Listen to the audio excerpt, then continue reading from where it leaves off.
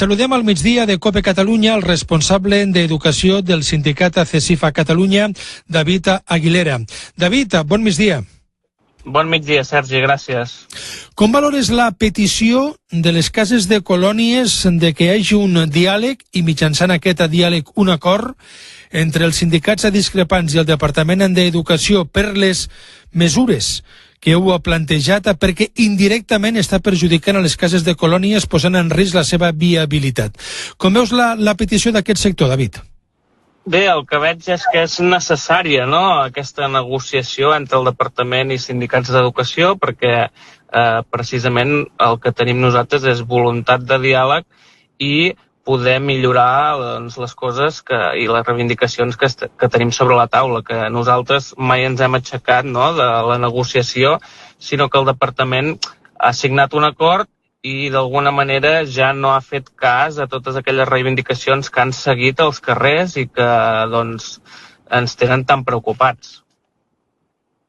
A hores d'ara, el govern de la Generalitat en va aprovar una quota de 50 euros per nit amb una situació que la consellera de Territoris i portaveu del govern, Sílvia Paneque, va assegurar que era una millora per les vostres reivindicacions. Quina és la teva opinió respecte als 50 euros per nit? La nostra opinió és que és totalment insuficient, són 50 euros per nit amb totes les hores i responsabilitat que això comporta per la persona que vagi de colònies. A més està limitat a 2 nits, que si vas 3 nits la tercera ja no la contempla.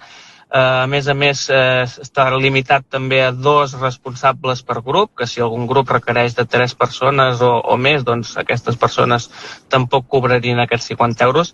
I és que el que ens hem de preguntar és quina persona treballaria tantes hores de nit amb una alta responsabilitat que és tenir menors al teu càrrec per la quantitat de 50 euros. És que aquesta és la pregunta real.